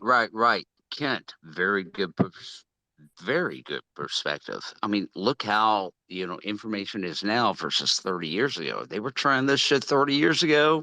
There's something there. I just want to speak really quickly. They tried the But, same but, but can I shit. ask a good question? Why is it that when sometimes people say, if I could just, I know you guys run a great room, but if a person keeps their hand up long enough, don't they have a right to jump in? I'm sorry. I just get upset with the protocols in these rooms sometimes. Hey, you know what, Andrew? You're right. I apologize if we missed you, buddy. You're fine. You handled yourself well. Go ahead. What do you got? And we'll But get the to bottom Taylor. line is people do this constantly, and they do it to Bob Lazar too. I say the two go hand in hand. More people have tried to shut that guy down, and that's your real point, is they're trying to shut him down before they can even get him up on the stand where he'll put his, I mean, I don't know if he's religious. Yeah, I do. But he'll put his hand on a Bible. That guy has taken bullets, literally. You know, the fact that they didn't make him through the side of the car is why he's still here, and you doubt him. I'm sorry. He's the litmus test. I feel strongly about it. So do a lot of people in this room. But I just feel like it's almost like we come into these spaces and he's still being torn down over and over. And I know people like that in the religious sphere, because they do that to the man 2,000 years later. But I'm not trying to say, all right, I hear you. For some people, he's a hero, to the point that he's almost a religious celebrity. But if you don't get these guys up there soon enough, someone will. We're still trying to. They're like, oh no, we're going to let him talk, and yet here you are. You got people who ought to know better. And I don't know who this guy is, Mellon. This guy, please, really, if you're listening to what they're doing and they don't have nothing but good things to say about Bob to get him out there, look at that. Even the people, you're doubting him. Seriously, no, you have the right to do that. You're right. You just don't have the right to tell other people what to believe. And these managers, these information managers, are telling you in 2022 who you should and should not believe. And I'm thinking, come on, people, we can do a lot better than that. I ordered the tapes. I listened to him explain this stuff. I'm not a physicist. That's my weak point. But I came to understand UFOs a long time ago because of Bob Lazar, who told you how they work. He told you how he knew it. And if you haven't watched the story, I think you can see they're still trying to get element 115 off of him. And as is pointed out, we don't even know how to do it yet. Or at least that's what the story is. We can, Correct. we don't have the ability to make it a solid isotope, is what I mean, or make it a solid element. But find me the weak point in his story. He was the janitor. Okay, then I'll give it. Hey, he was Bruce Almighty. That's who he was. There's your janitor, and you still don't believe him? Please, just forget it. Do you guys seriously think he has 115 and the government can't get it from him if they want to? Does anyone legitimately think that? Yes. That's please expound. What do you mean? He could have concealed it somewhere. No. Please expound on the fact that if the government actually knows that he has element 115, do you think that they can't get that from him? You think that's something that they're unable to do? No. I don't think it's impossible, but I think it's highly probable that he has some of it. I mean, he's hinted at it. You can hear every time he goes out there and talks. I would say it's more likely that if he does have it, that the government could easily get it if they wanted to. That's where this And again, that doesn't mean that his story isn't true. Like that's not what I'm saying. I'm just saying like that has to be addressed. Like it's very cool to think about this guy like hoarding 115 and the Address it. government raid. Hold on. Let me finish my thought. And the government like raiding him and like trying to get it. Fair, I'm with it, because guess what? They absolutely would try to get that from someone if that was a thing, right? My point is they would do it. They would get it eventually. This is not something that he would like. They would get that shit. We're talking about the United States government, right? And something as Yeah, very but critical as Sean, this, they'd be able to Sean, get it. Sean, in all honesty, though, mate, if they had to actually get it, they would have to acknowledge that it's real. So, if in order for it to be the resources to be applied to be able to get it anywhere it was, because Bob would have stashed it with someone else, not with himself. Well, somebody Absolutely. in here recently said that they raided his house for it, right? Yeah, but if he It did. doesn't have it, they would have to deploy a lot of resources to find it, and then they would have to acknowledge it through sources that they probably don't want to acknowledge, if you know what I mean. Oh, Yeah. for sure. So Ken, let's stay there because you're right. It's a great point. So let me ask you your personal opinion. Do you think that they got that and they from him and they just didn't say it? Like, what do you think? I think if he was smart enough to get it out, if it can't be detected, and if he was smart enough to get it out, then there's no way they're going to find it. He would have made sure they won't find it. Agreed. But it's not impossible. That I will concede. And I think these challenges are great, by the way. Nobody should take anyone's word at face value. That's what I'm saying. Like, if he just produced it, like I posted a tweet. This whistleblower thing is coming out where they're supposed to be basically giving cover to whistleblowers and granting them immunity or whatever it happens to be. I don't know all the details. Well, boy, what an opportunity for Bob to shut everyone up and to come out and produce this stuff and show what's out there. But I don't think they would ever let that happen. I think if that was, because that could flip things upside down. If his claims are true, then it's a major paradigm shift for the whole world. So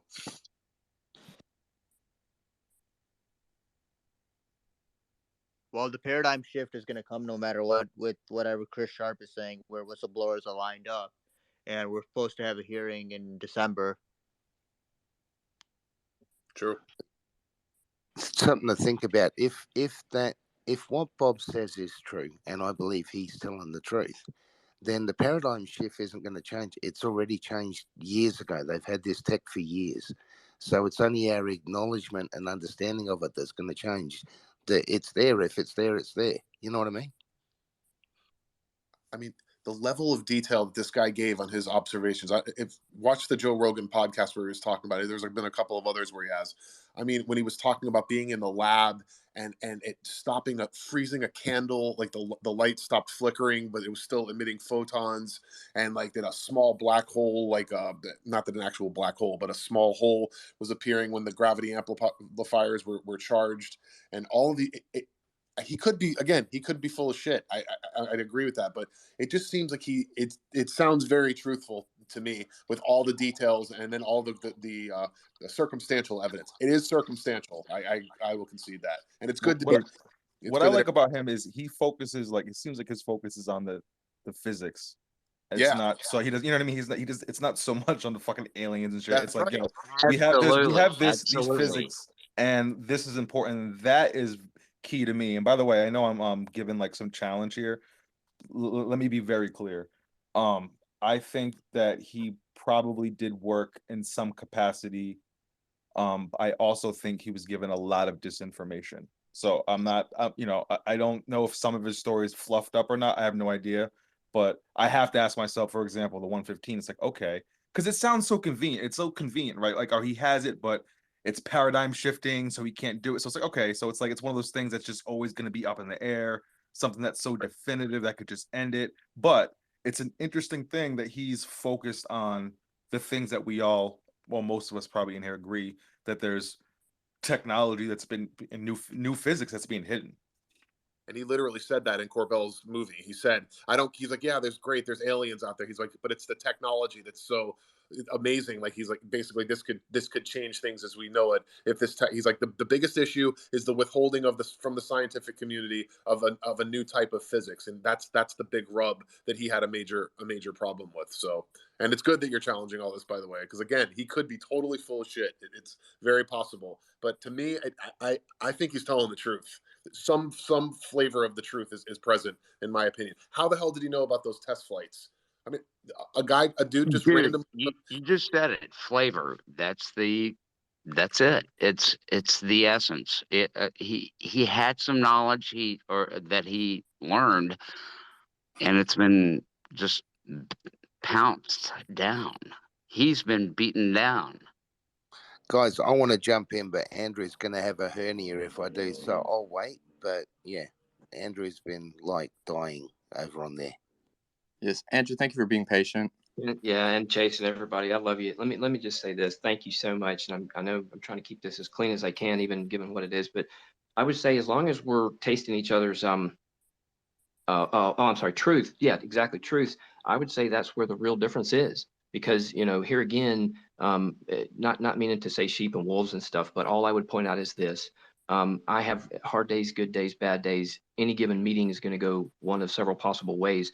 But if you get people together, I don't want a single soul in the room unless you're there by our common agreement and acceptance that says, you know what, I understand none of us has all the answers. But the dividing line for me at that doorway would be, you don't believe him. You think it's possible it's all a bunch of shit, or you're still trying to taste the truth. Because to me, the difference is if you're going to put a fucking $1 million into it, I'm sorry, but about, 20, 30, 500, how much? Well, how much can we generate? Because if you're going to put that kind of money behind it, I'm not going to be interested in people who can't figure out if there's even a shred of honesty here or if the guy was the janitor. I don't think those are the people you want. And I'm sorry, I didn't mean this space, this room. I swear to God, I love everybody here.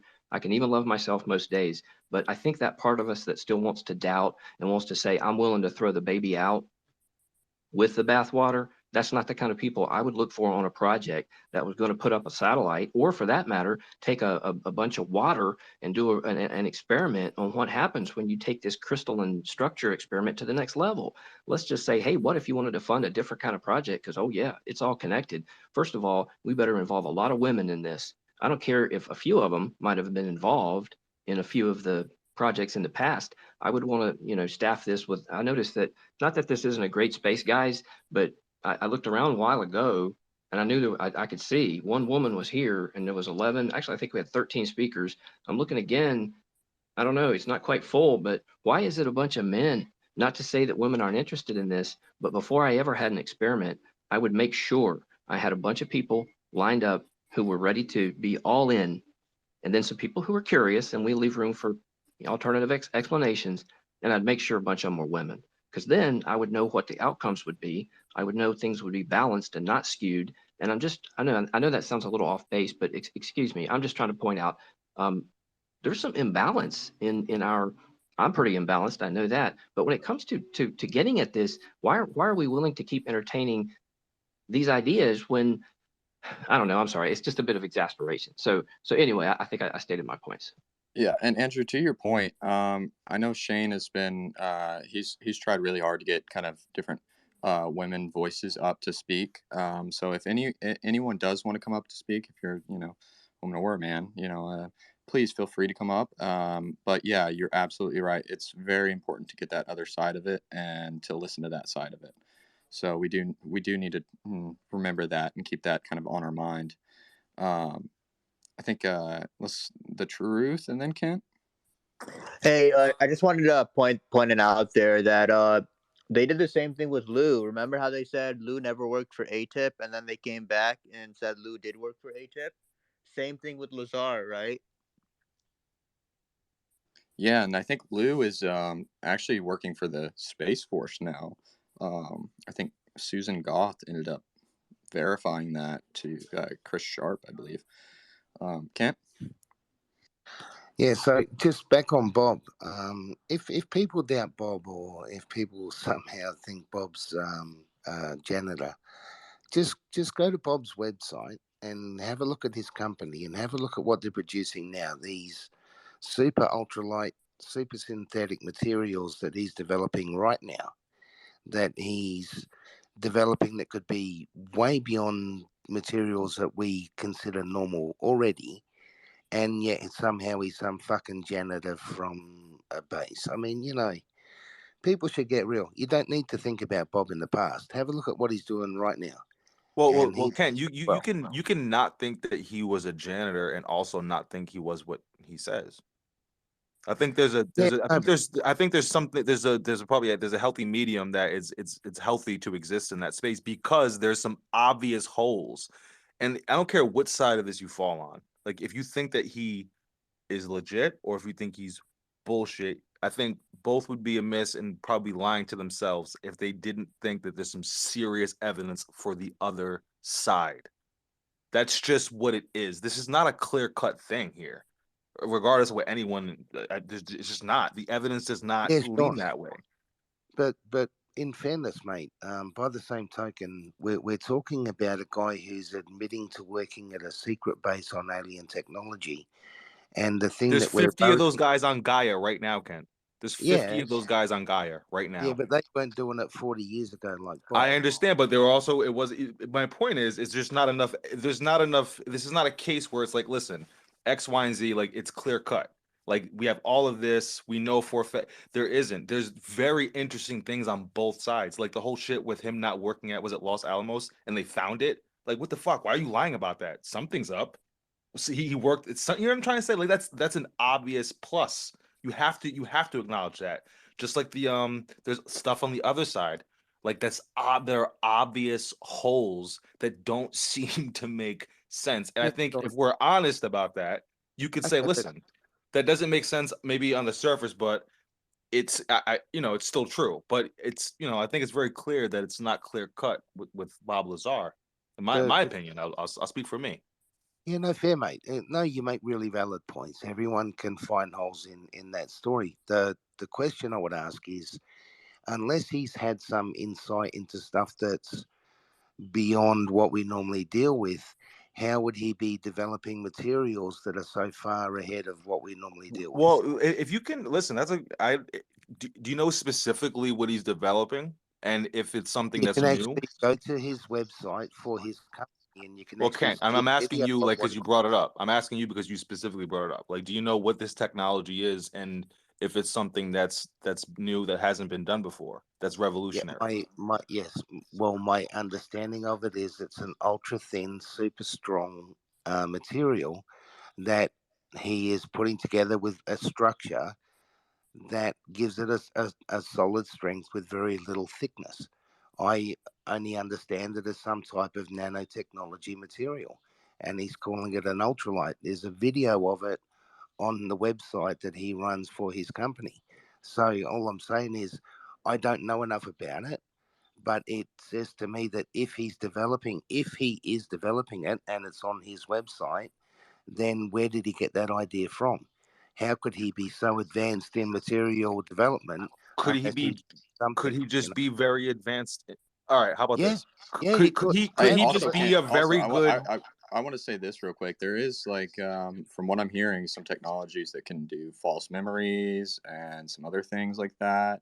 So for me, it seems reasonable that if they couldn't get the material, they might try and make them look insane in ways. If they have other avenues to do that, I'm not saying that's what happened. I'm just saying that's a possibility. A very common ploy in the corporate world is if you can't destroy the subject, you destroy the people that are promoting it. It's a really simple process. And when you get whistleblowers for corporations talking about massive environmental problems and stuff, all they do is just say, oh, yeah, but he studies this, or he looks at pornography, or he has a young girlfriend, and they get rid of the problem. That's just a very simple thing. Let's get to tech real quick, and then EV. Yeah, real quick. Just my videos brings up some great points. Bob's character is not insellable or inassailable. I'm sorry. And listen, I really feel strongly that he's telling the truth, but the guy's right. I mean, he's got the pandering charge. There's a lot of that site that you mentioned. I forgot what it was, but they did do a good analysis of. He has like some bankruptcy things. He's had, you know, the court issues, something about his ex-wife dying. There's a whole bunch of odd things. But again, that could be said for, you know, a large portion of the population have some skeletons in their closet. The key thing to me is this. Yeah, I dude, mean, he's human, eh? He makes mistakes like human beings do. Oh, no. I agreed. But I think it's very important to have a balanced perspective and not to become like, and I'm not accusing anyone of this or myself, but to be like a fanboy and just be like, oh, Bob's definitely telling the truth. No, there needs to be a balanced view of the whole thing and look at the actual evidence. To me, the key thing is this dude worked at Los Alamos. They lied about it and said he didn't, and then they proved that he did. Why were they lying about all that? And why go to such lengths to discredit this individual? And again, it doesn't mean that everything he's saying is true, but he knows something. He knew something enough to be able to go out in the middle of the desert. And it wasn't even, this was, S4 was unknown at that point. Nobody knew about by the Papoose Lake in terms of what was going on with testing over there. To randomly show up in the middle of the desert in Nevada and then take video. And let me look at the video footage that I just posted on there. This thing is making maneuvers that are incredible. And then it's actually matching what he was describing that this thing was doing. It Tech, just can I ask you a question about that? Yeah. Was because I'm not sure. What was, how to word this? When he brought people to that, was that on secure ground or was it outside of secure ground? I think it was outside of secure ground. I think there was a part of before they increased the actual area that was part of the base. There was an area that you could go up to that butted up to it, I believe, that was not necessarily secure ground, but had a good view or was close to Papoose Lake. That was my understanding. So, all right, cool, awesome. So, thank you for that. So, devil's advocate, you know, there's a base, and I was out in the desert, and I noticed, you know, some stuff going on. So now I know what days to go, and I can go watch them. What do you say about that? I say that you're absolutely right that that's possible. I have to concede that that is possible. I also don't think that that's what happened, by the way, because I do think that he was there. I just want to know that perspective because I wasn't sure every time I heard that if he brought them like on the property then got in trouble or if he just brought them close to. Well, he said what happened was I guess they went out once, they took video footage. Then he said he was bringing out like John Lear and a whole bunch of Gene Huff, all these different people out there, like a camper and all of that. And George Knapp. I don't know if George Knapp, but it was a whole crew of people that were out there. But the bottom line was that they went out there and then one night they see this light drop and roll towards him. And I guess these lights pop on and there's a whole bunch of security guards from the actual base. And that's when he got arrested. And then he said he got taken to Indian Springs and debriefed and interrogated. He said they put a machine gun to his head. Again, I don't know if all that's true. And your point, it might be that he saw some footage or some tests going on. And hey, he brought some people because it looked interesting. But it's again awfully coincidental. It's just hard to write off what he's saying and just dismiss him as a kook out of hand. You know what I mean? There's a lot of good data points on there. For However, sure. there's all the things you're saying, completely valid counterpoints to someone who believes what he's saying. So it's good scrutiny to put on the guy. And again, the onus is on him. When you make extraordinary claims, you have to provide extraordinary evidence. And that's what I'm saying. Like with this whole emergence of this disclosure whistleblower initiative that's coming up in December, if Bob Lazar said, hey, and now look what I've got, here's the element 115 and do some analysis on it, it's end of story at that point if it has the properties he described. So that's the ultimate way that he can exonerate himself and prove that he's not full of shit. So the inconsistencies of his history and his compelling nature and his specific story. Actually, just to listen to you guys speak, and you're going back and forth with, and no disrespect at all. I mean, it sounds like the room's going back and forth with absolution, meaning he is either full of shit or he's telling the complete truth. And typically, you know, given all the inconsistencies with regards to his record, and then all the awesome things he has to say, he could easily be on the payroll. He could easily be private contract over time for the government. So the information he's providing you isn't necessarily completely false, but what it is directed in a way to misdirect you from what it specifically is.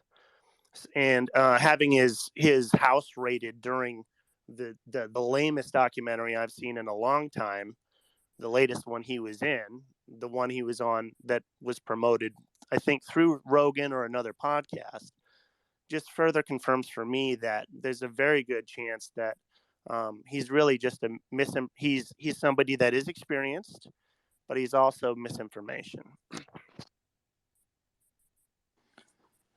Yeah, so there's misinformation kind of everywhere. So I think we all have to be aware of that at times and not take what anyone says really without, or take it with a grain of salt is what I'm trying to say.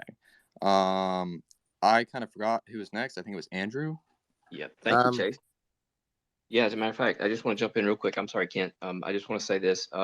Yeah, I would look at it this way. If you have your own inner conviction and it actually kind of carries you full circle beyond the rest of where we dwell most of the time, like we all kind of go through our day, and sometimes we say these things are more or relative certain. These are more or likely the case. And I hear a lot of that. And I didn't mean to sound earlier so, what's that word, polemical, as in, well, it's this way or that way.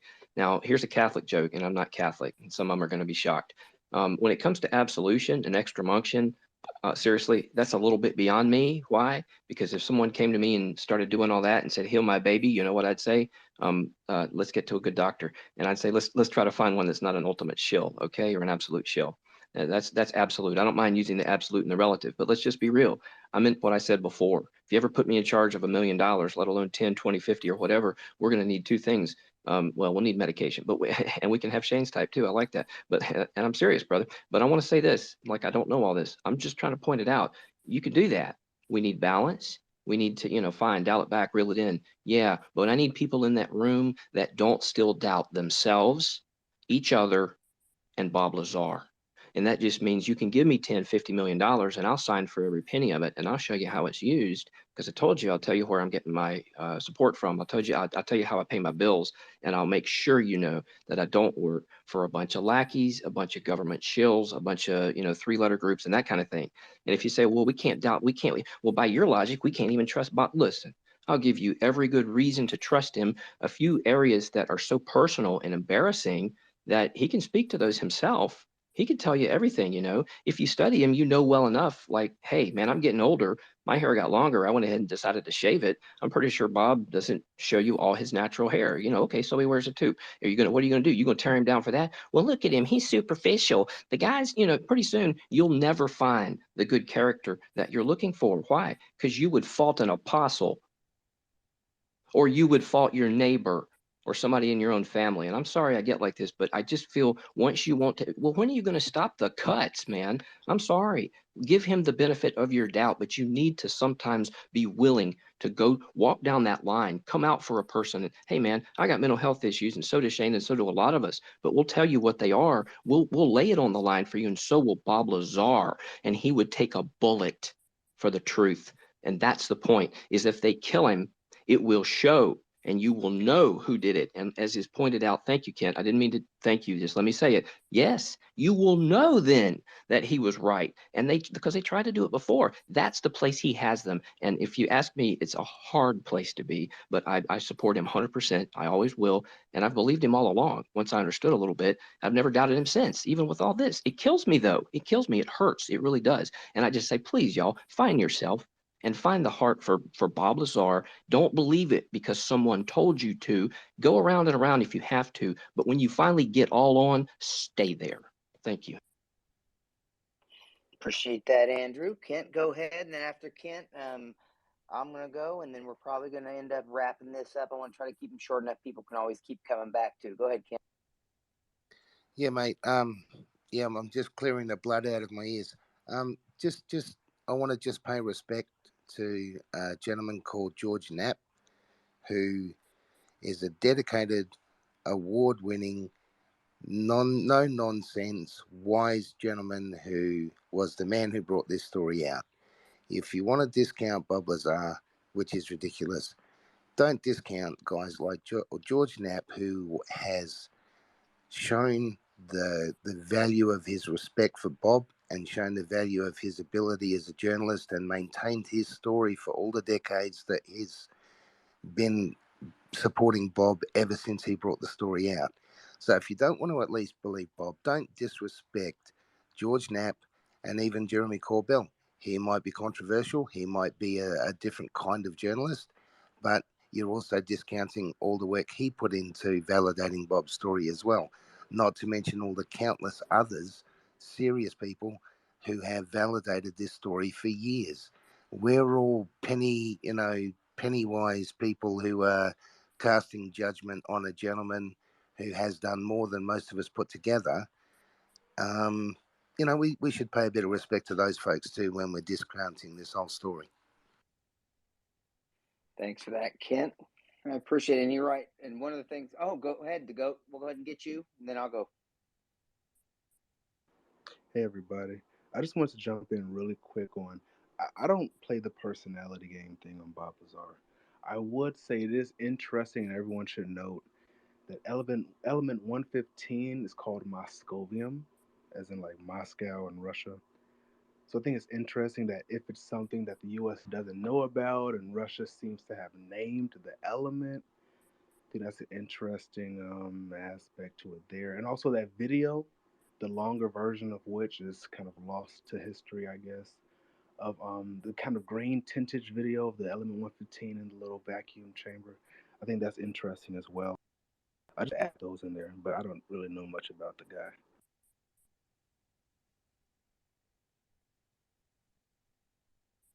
Thank you for that, the goat. I appreciate it.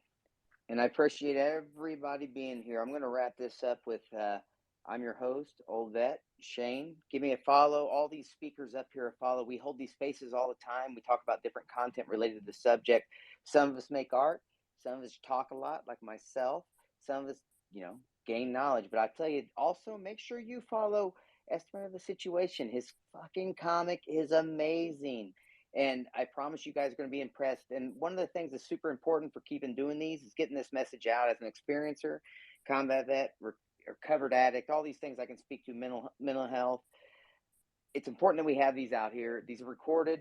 This archive you guys put in there, someone's going to stumble on it. I heard it at these different events. People find one little piece and it helps them know that's their book moment. Oh, shit, my shit's real. So validation is super important for people, and it may pull them back from the edge. So I appreciate every one of you being here. If you spoke and you posted in that thread, you're important. So thanks for being here. Make sure you come back.